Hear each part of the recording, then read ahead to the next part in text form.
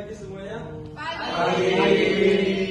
Kami dari kelompok 2 akan mempresentasikan hasil diskusi kami tentang topografi alam Riau. Sebelum kami memulainya, kami akan memperkenalkan diri kami dulu. Perkenalkan, nama saya Iman Masyarakat.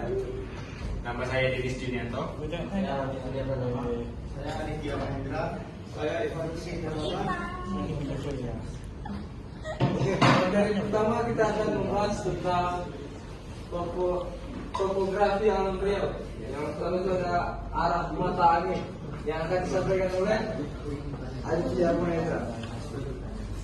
Baik, saya akan menyampaikan tentang materi arah mata angin. Dalam Melayu ada beberapa arah mata angin. Yang pertama arah hulu, hilir, darat, dan baru. Di sini saya akan menjelaskan tentang arah mata angin hulu. Pada arah mata angin hulu mengacu pada arah menuju pantai atau arah yang lebih terbuka. Dalam konteks topografi lautan, hulu menggambarkan tempat yang lebih tinggi seperti bukit atau bukit tempat bukit pasir tertinggi berada. Yang kedua ada arah mata angin hilir, yaitu mengacu pada arah kawasan berpasir atau bagian kawasan berpasir yang lebih terjal, contohnya garis pantai yang rendah. Yang ketiga ada darat, dalam bahasa Melayu mengacu pada suatu wilayah atau wilayah yang dekat dengan laut dan pantai.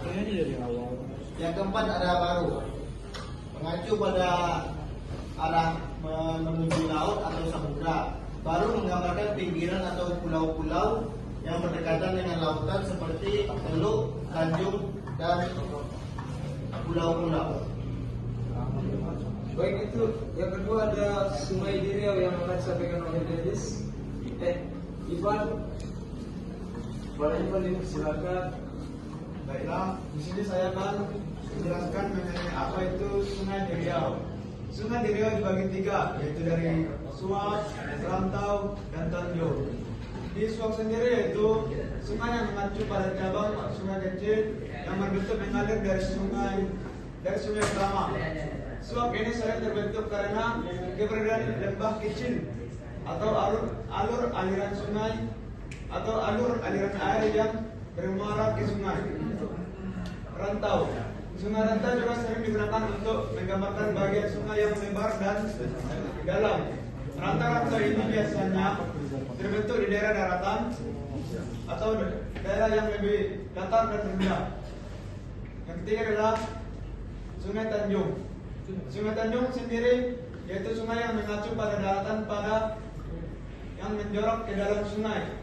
Sungai Tanjung ini terbentuk karena proses erosi dan deposisi material sungai yang mengikis sebagian daratan. Yang ketiga ada daratan di Riau yang akan disampaikan oleh Dennis. Daratan di Riau. Yang pertama itu ada wilayah. Istilah wilayah digunakan untuk menggambar wilayah adat yang dimiliki oleh suatu suku atau kaum tertentu. Konsep wilayah ini menggambarkan sistem kepemilikan lahan secara turun-temurun dalam masyarakat Riau. Yang kedua itu kayat. Kayat juga sering digunakan untuk menggambarkan daerah pedalaman yang jauh dari laut dan samudra. Kawasan kayat seringkali dikelilingi perbukitan dan dihuni oleh hutan tebal. Hayat. Hayat mengacu pada daerah yang subur dan makmur. Daerah hayat biasanya berada di sekitar sungai atau daerah daratan rendah yang cocok untuk pertanian dan pemukiman. Yang keempat itu evolusi kampung. Evolusi kampung juga menggambarkan perubahan struktur dan tata letak kampung seiring berjalan waktu. Evolusi kampung menggambarkan bagaimana masyarakat Melayu beradaptasi dengan perubahan topografi alam. Selanjutnya itu adalah yang akan saya sampaikan. Yang pertama itu teluk. Teluk adalah suatu bagian laut yang menjorok ke daratan dan biasanya memiliki air yang lebih tenang. Teluk dapat terbentuk karena adanya proses erosi oleh air laut atau karena adanya pergerakan lempeng tektonik. Contohnya teluk yang terkenal adalah Teluk Pasya, Meksiko, dan Teluk California. Yang kedua itu ada Tanjung. Tanjung adalah suatu bagian daratan yang menjorok ke laut. Tanjung dapat terbentuk karena adanya prosesi erosi oleh air laut atau karena adanya pergerakan lempeng tektonik. Contoh tanjung yang terkenal adalah Tanjung Harapan di Afrika Selatan dan Tanjung Horn di Amerika Selatan. Lautan juga memiliki bentuk lain. Yang pertama itu ada selat, yaitu suatu bagian laut yang memisahkan dua lautan. Contoh selat yang terkenal adalah Selat Malaka. Selat ini sangat penting karena menjadi jalur pelayaran yang strategis dan menghubungkan dua daratan yang berbeda. Yang kedua ada kepulauan, yaitu suatu gagasan pulau yang terletak di laut. Contoh kepulauan yang terkenal adalah Kepulauan Indonesia. Kepulauan ini sangat penting karena menjadi habitat bagi banyak spesies laut. Yang ketiga itu ada delta, suatu bagian laut yang terbentuk karena adanya sedimentasi dari sungai. Contoh delta yang terkenal adalah delta Nil di Mesir dan delta Mekong di Vietnam.